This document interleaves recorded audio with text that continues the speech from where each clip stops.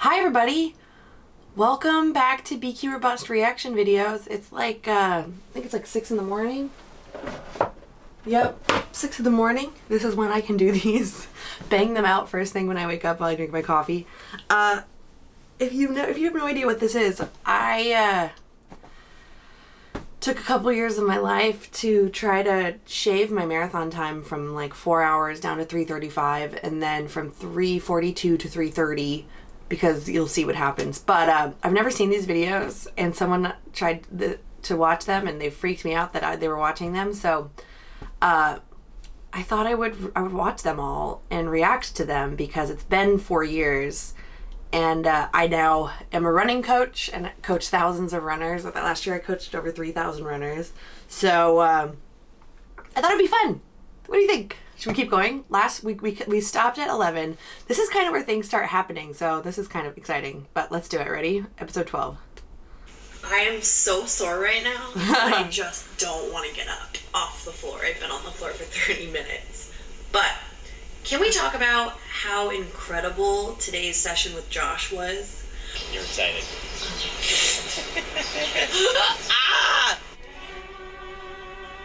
Oh, drills. So we recorded this at an actual Gotham City Runners. You know what? Actually, also, I said Josh's name wrong in the first episode. I said Josh Mao. It's Josh Mayo. Sorry, Josh. But we recorded this at I'll say this. I'm very shy and probably a little insecure, and I hated filming. I hated this. I loved the idea of the project, but I hated having a GoPro around me. Like I don't know why it made me so insecure. So I wasn't as I guess I wasn't as ballsy as I should have been and like done what I needed to do to get good shots, but like we filmed stuff, it wasn't very good. So I asked Josh if like on a normal day we could go to the hill and he could like really break everything down, and he said yes because you know that he's just a gracious guy. I always assumed that they were just jazzercising. A lot of this jazzercising. The reason that they do it is one, helps their mechanics, helps wake up their muscles that they're going to be using. It just warms everything up, and also it means like it's stuff that if you've ever watched marathoners, right? Those of us who are on the mortal level, not the elite immortals. like right below Right. mortals. Yeah, okay, so we're here, you're here. And then they're up here. Right. And you watch them and their stride is like perfect. Yeah, how do they get their strides like that? You watch the rest of us. When I have to watch That would make videos of me everything running, back I just We like don't. cringe. Stride stays kind of flat because, you know, honestly the marathon is just something we're trying to endure. We're Not even the marathon, just like a 40-minute run. But I look like doing the Stingray shuffle. working, I sound so tired to have the right now, strength not in here. to run well and to run fast and to qualify in Chicago, you need to actually get those to work.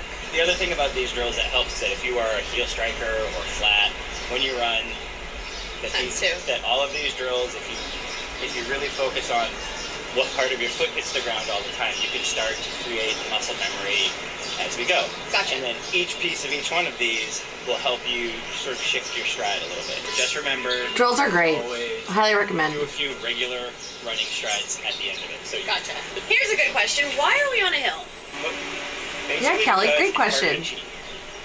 If you're in the flat to learn drills and stuff, it's easier to be flat-footed and hit your heel strike. And Okay. You're not just trying to make me do extra hill repeats? No, I'm not trying to make you do extra repeats. I'm ready. I like genuinely thought he was trying to make us do extra hill repeats and like get a workout in.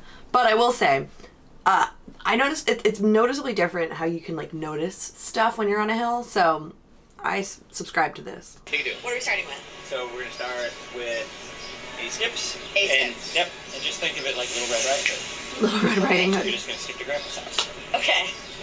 A-skips. A-skips.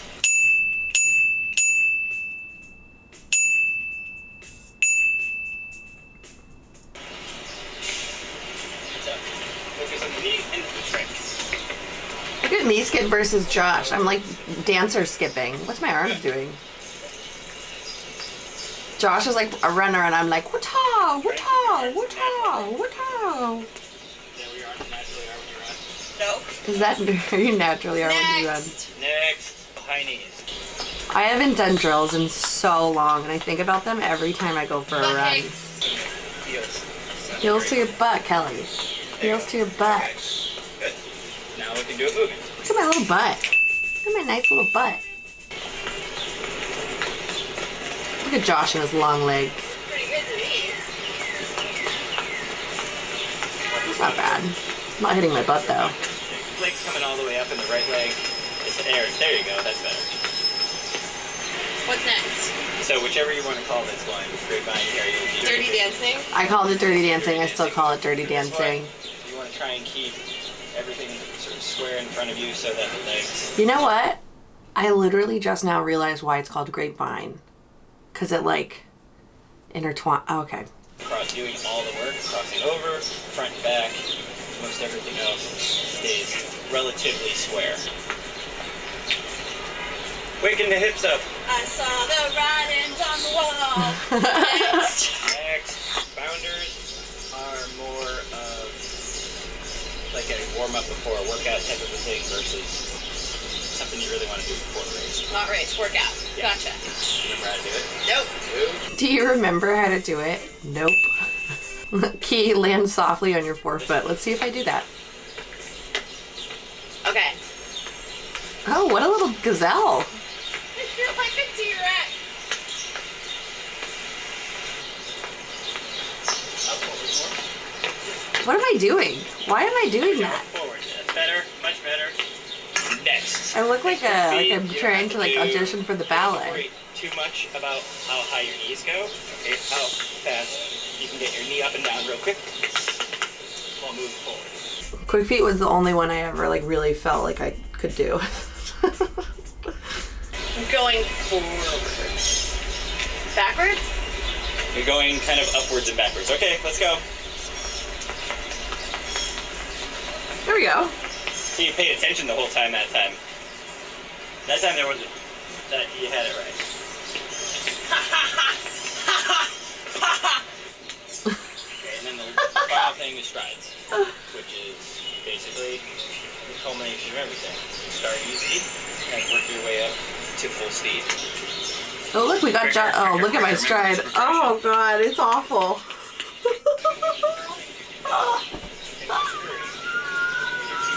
Yeah, my feet are really flapping. I got flappy feet. What can I say? That's better.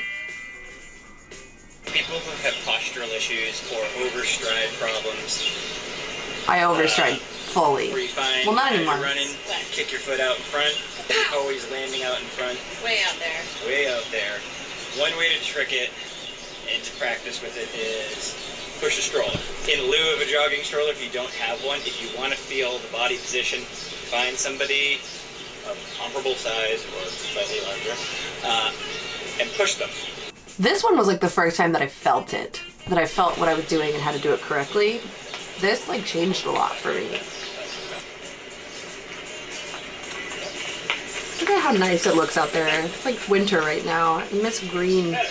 See how silent your feet are? See how silent your Actually, feet here's a are? quick question. When do I do this? Ooh, look, I'm sweaty. When do you do this? Before races, before workouts? Every workout? You want it to work, right? You want to get better? Mm-hmm. Working on your mechanics and having the muscle memory from doing this stuff, very important. So, what do? Run a mile? Run a mile, go Do through. about 4 each? Like, all you need is, you know, even if you have 20, 30 feet to work with, like a really small space, you know, go down and back once for each thing to loosen everything up. Alright, that was awesome. I promise to do this at least 3 times a week. Yeah, right. You're the best. Hi. You're the best ever. Yay. Look how sweaty I am. Ugh.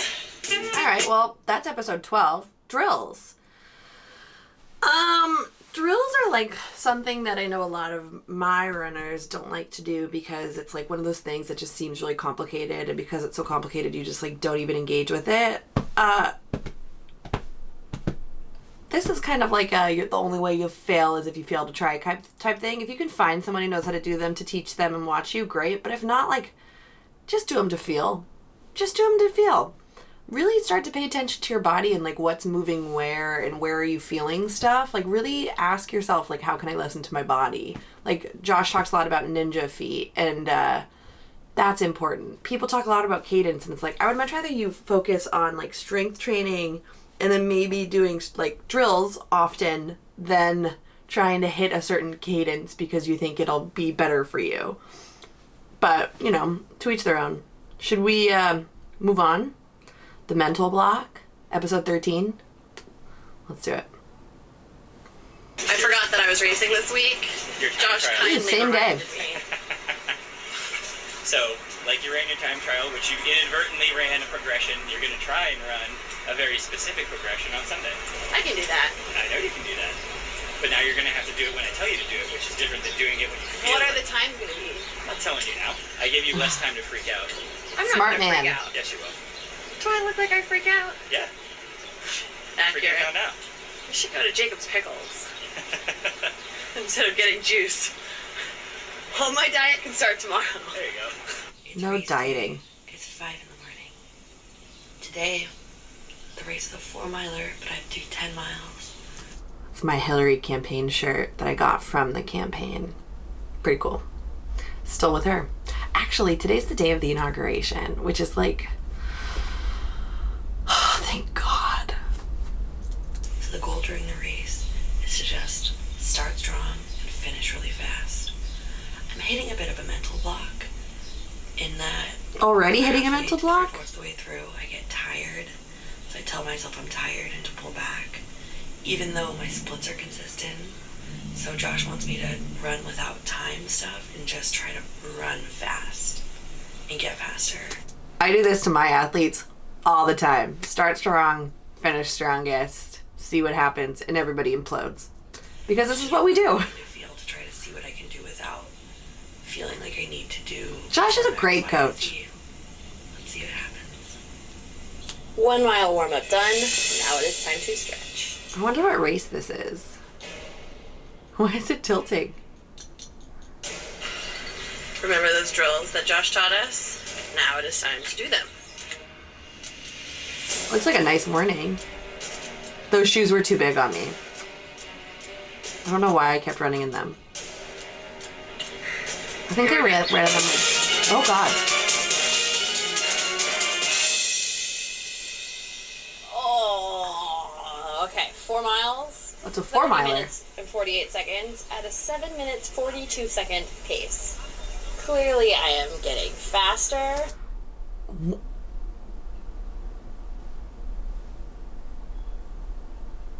In my mind, when I think about this time and when I think about BQ or Bus, like I think I'm running 8 and 9 minute miles.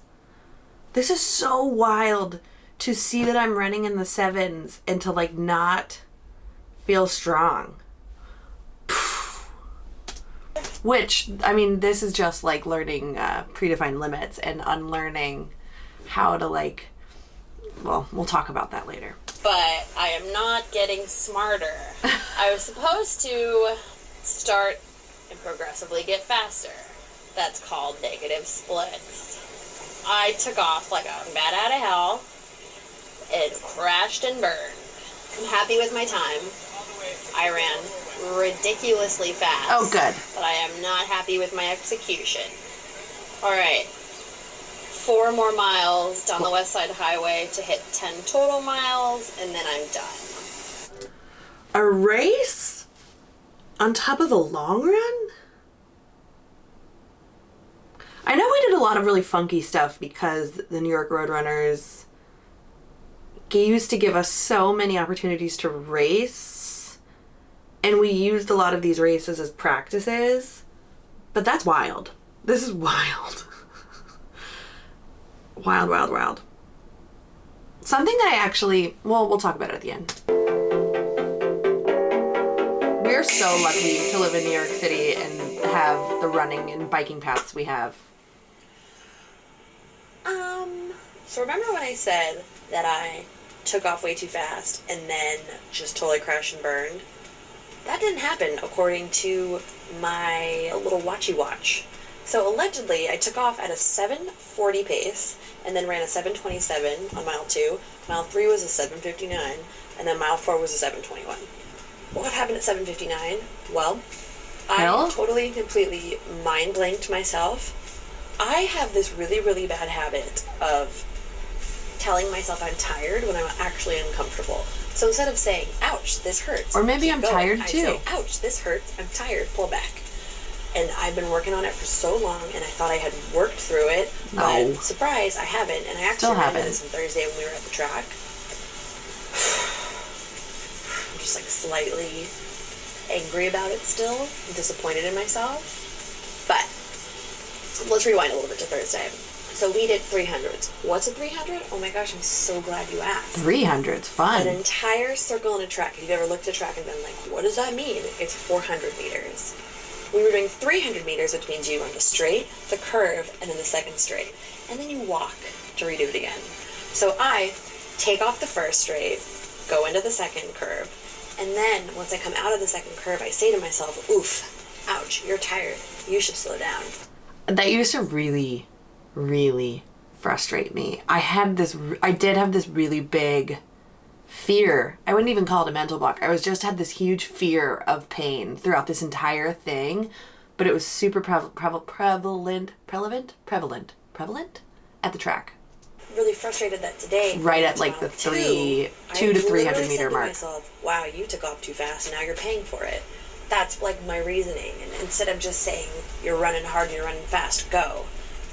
It's just a bummer, you know? It's just very intimidating to know that I need to run 8-minute and 15-second miles for 26.2 miles in 17 weeks. Is that how long we are? Oh, audio stuff.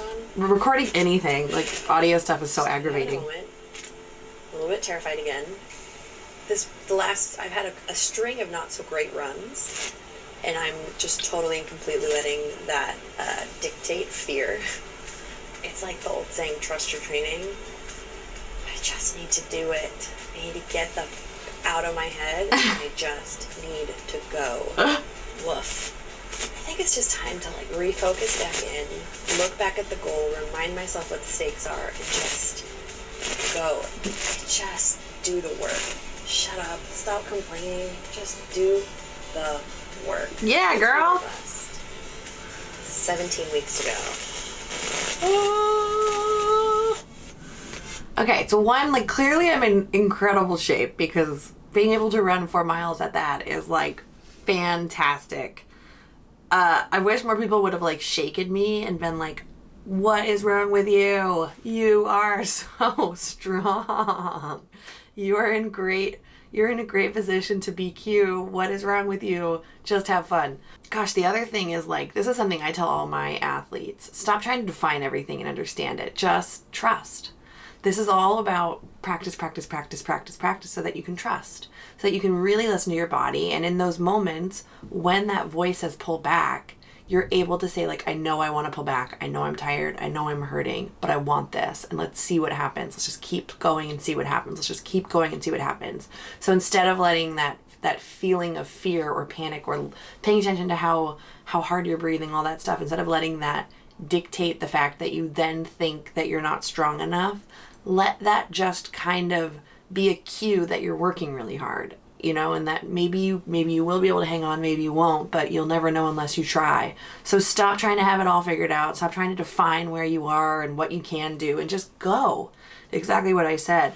So, but man, this is kind of mind blowing that I was so convinced that I was in such bad shape. Wild. But yeah, someone asked in one of the questions, there are episodes in this that are missing, which I didn't know that. And I think that they were copyright stuff. Like, I think there's music in there that maybe got flagged for copyright. So if I can find them, we can 100% watch them in reaction videos. But no promises there. I had an external hard drive that got corrupted, which I actually should just like pay now to get fixed. It's like $1,000. And it's just like BQ or Bust videos. So at the time I was like, I'm not spending this much money on like BQ or Bust videos. But maybe I will. But I mean, I know that they're somewhere. I just need to find them. And if I can, we'll watch them. But if not, that's it. But what do you think? Questions? Comments? Thoughts? Let me know in the comments below. That's all, gang. See you next time.